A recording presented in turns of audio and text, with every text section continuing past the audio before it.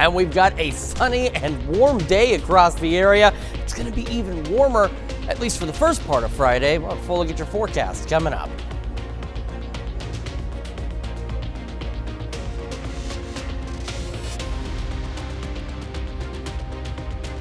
The 4 states' most watched news starts now.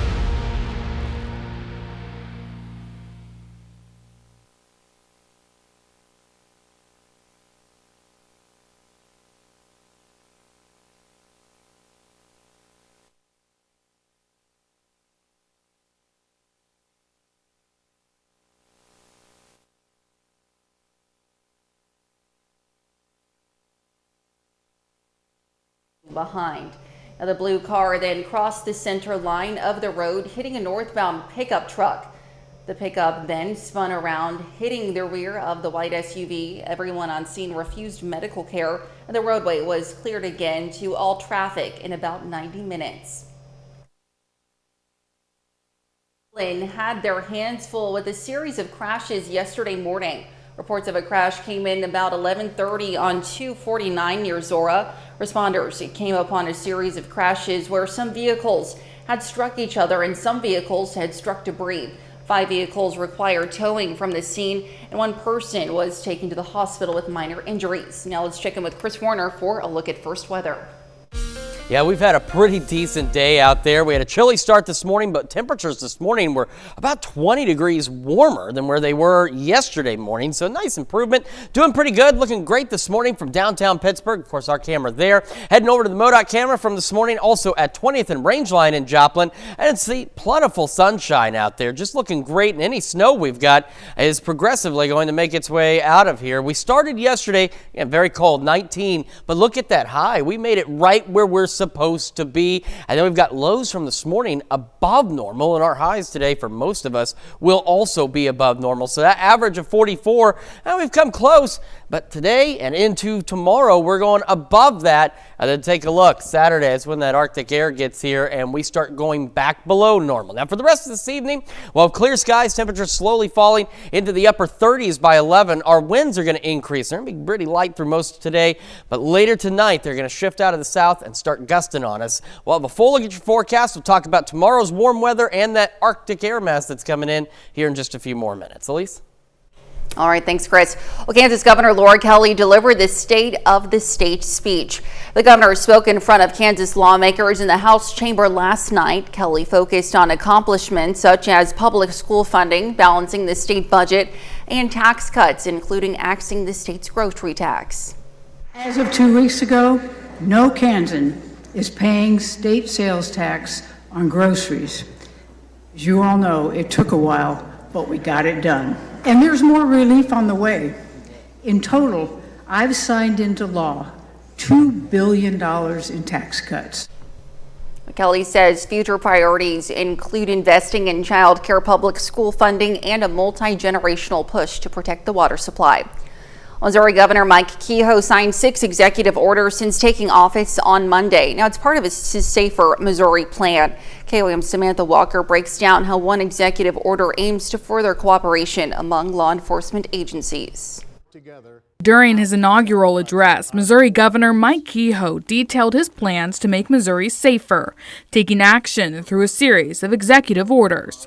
One establishes Operation Relentless Pursuit, an initiative to locate and apprehend fugitives with felony arrest warrants.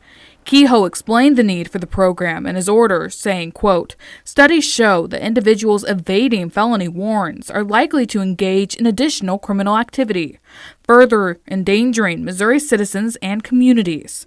Going on to add, quote, "Addressing this challenge requires a concerted, intelligence-led approach that leverages state, federal, county, and local law enforcement resources.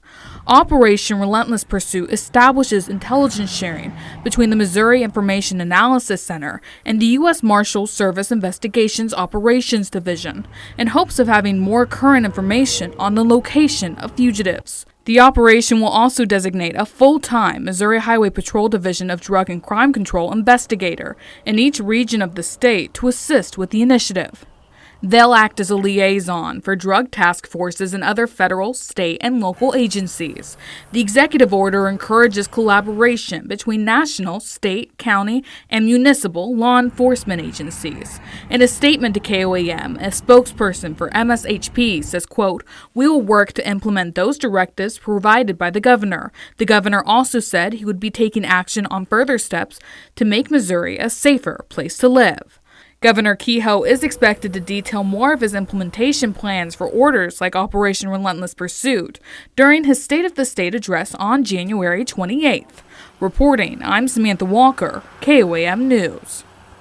You can learn more about the executive orders Kehoe has signed so far on our website, KOAMnewsnow.com. And tax season is just around the corner, and for many people, choosing the right professional to work with is essential to the filing process. Many considerations go into making that choice, including familiarity with tax laws, deductions, tax credits, and filing jointly or separately for a married couple. Be cautious with someone that says that they can get you a larger refund than someone else. Sometimes tax preparers base their fees on the size of the return, and that can lead them to some potentially unethical behaviors. And you also want to be cautious with refund anticipation loans. You could lose a large percentage of your refund in commission fees, so read the fine print. Now, if you have questions about a tax expert's credentials, you can always check with the Better Business Bureau. And if you're looking for an affordable form of dental care, some students at MSSU might have you covered. For $30, Missouri Southern dental hygiene students offer a range of services, including cleanings, x-rays, and even oral cancer screenings, all without the need for insurance. So we really need people in the community to volunteer or have their time to come out for our students to clean their teeth. It's a fantastic deal. It's $30, which can include sealants, fluoride varnish. We do anything. We do see kids age 5 and up, adolescents, geriatrics, adults. The dental hygiene clinic at MSSU is open to the public every Tuesday and Thursday from 8 a.m. to 4 p.m. It is currently free to all students. And coming up, a Joplin mother expresses her pride and fear as her sons fight fires on the West Coast. And later, we're making spaghetti squash in the Mr. Food Test Kitchen. Well, two brothers from Joplin have found themselves helping to save lives in California as intense and dangerous wildfires continue to wreak havoc. KOAM's Anthony Saviello spoke with their mother about her son's bravery. I'm ridiculously proud of them. Erica Christensen has good reason to be proud of her two boys, Jacob and Jaron. So right now they're just making sure that none of the embers that are being blown around start a fire, and that there are no arsons. Both former Marines now find themselves in California, working to control the fires that have destroyed over 12,000 structures and claimed the lives of dozens. Their leader got a message that, do you have anybody that'd be willing to go? And the boys were like, absolutely, 100%. Sign me up. Despite their courage, their mother still worries. Yeah, a little bit. I told them that they could maybe man the check-in station or something. Sure. They said no. However, there's peace of mind, knowing they're looking out for each other. Probably telling Jaron to look out for Jake. Jake is a little more like a bull in a china closet. And Jaron's a bit quieter, a little more, he thinks things through a bit more. For those moms out there going through the same thing, Erica says, we should get coffee and then we can cry together. Yeah. Stay busy. And for those affected by the fires in California. In California, not to worry though. My superheroes are there. It's going to be fine. Anthony Saviello, KOAM News. Well, Erica says her uncle is also over in California helping with the Red Cross. And still to come on KOAM News at noon, Mr. Food. Is it a melon or a squash? We've got the answer, plus ways that'll make this your new favorite. And we're keeping an eye on the warmer temperatures for most of Friday, and then that Arctic air mass that follows right behind. Details in your forecast when we come back. Welcome back to the KOAM News at noon. So again, we had a chilly start to the day. Don't get me wrong. I know the 30s are cold, but that was still 20 degrees warmer in most cases than where we were yesterday morning. So going above normal for our lows. That will continue tonight. And we're going to be above normal for our highs today and tomorrow, and then that's going to change. We're going to go right back to the cold. Let's start, though, with a look outside from this morning. Downtown Pittsburgh, no matter what time of day you're looking out there, it looks beautiful. I've got those clear skies, plentiful sunshine. What snow remains will progressively be gone. Most of it will very likely be gone by the end of the day. Anything else that's left will certainly be gone by tomorrow, but looking absolutely beautiful. We got those calm winds, or in some cases a light and variable wind at best. And we're going to continue to warm across the area. We're looking at temperatures by 2, still upper 40s, a number of low to mid 50s out there. So in fact, going a little warmer today than what we were talking about yesterday at this time.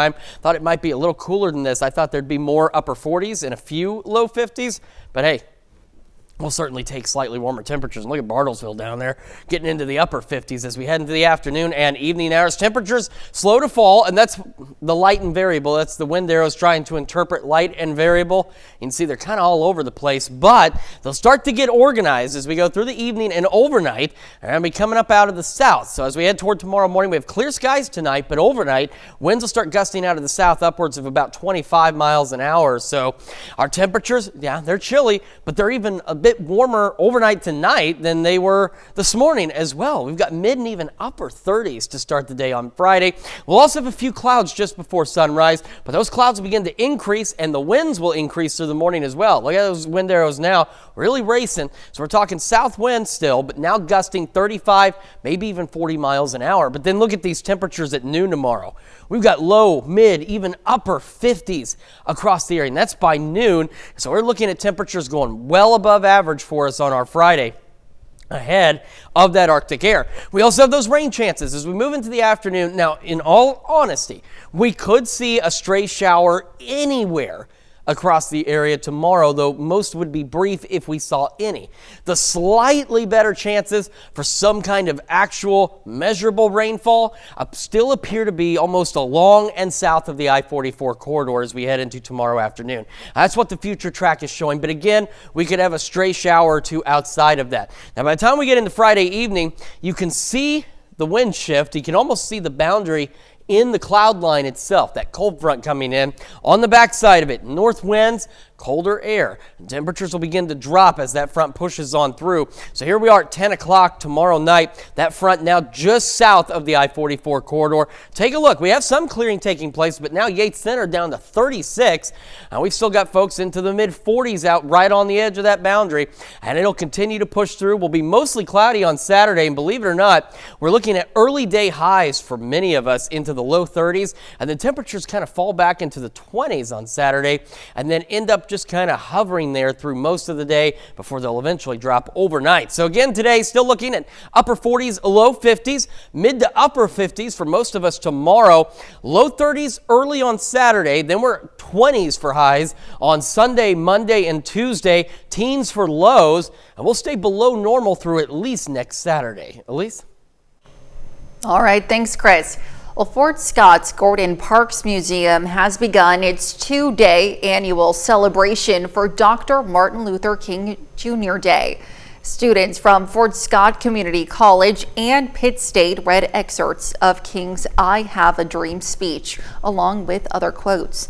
Now, the museum board president says it's meaningful that the event took place at this particular museum because of Gordon Parks' contributions towards fighting social injustice and racism. One of our greatest African American leaders of all times, at least on his birthday, we should be celebrating the contribution in this country that folks who came over as slaves have made. Their second celebration for MLK takes place on Monday, and they'll have a food drive at the event. And be sure to stick around. We're making spaghetti squash in the Mr. Food Test Kitchen. We'll be right back. All today we're making what Howard calls my favorite spaghetti squash in the Mr. Food Test Kitchen. Every day we get lots of questions on Facebook and on our website about how to do this or how to make that. And one that we've been seeing more and more is about how to cook a spaghetti squash. So if you aren't familiar with it, watch how easy it is to prepare. And if you already know, here's a refresher course. This is a spaghetti squash. To prepare it, place it in a large pot, add an inch or so of water, and cook it covered for about 20 to 30 minutes until it's tender. You can tell it's done when you can easily insert a knife into it. Then we take it out and let it cool a bit. After that, we cut it in half, remove the seeds, and with a fork, scrape out the meaty part. It looks just like spaghetti, but these noodles have a lot less carbs. And sure, we can top it with some red sauce for a low-carb Italian feast, but today we're tossing it with sour cream, a few spices, and some cheddar cheese and baking it off. And whether you serve this as a low-carb main dish or the perfect anytime go-along, get ready for lots of taste without all the guilt. To get the recipe, all you have to do is visit our website and look for what we call My Favorite Spaghetti Squash. I'm Howard in the Mr. Food Test Kitchen, where today we found a tasty, low-carb way for you to say, ooh, it's so good. Well, you can find this recipe along with a lot more good food from the Mr. Food Test Kitchen online. Just go to our website, that's KOAMnewsnow.com. Now here's a look at the 4-state market prices. Right, again today, upper 40s, low 50s for our highs. Sunny skies out there. Breezy tonight, breezy tomorrow, mid to upper 50s. Couple of stray showers possible. And then that cold front rolls through tomorrow evening, dropping our temperatures. We go back well below normal through the majority of next week, back into the 20s and 30s for highs, teens for lows. Maybe a shower or two Wednesday, back to normal by next Saturday. Certainly need to enjoy the next couple of days here. While we can, for Absolutely. sure. What do you have for us later on, Dow? Well, lots coming up at 5. For starters, a new food trend has some people paying $400 for a single pineapple. For some reason, strawberries too. We're going to take a look at the world of luxury fruit. Plus, as of January 1st of this year, it's legal for merchants in the state of Kansas to add a surcharge on credit card transactions. We're going to hear from some Southeast Kansas businesses on the change.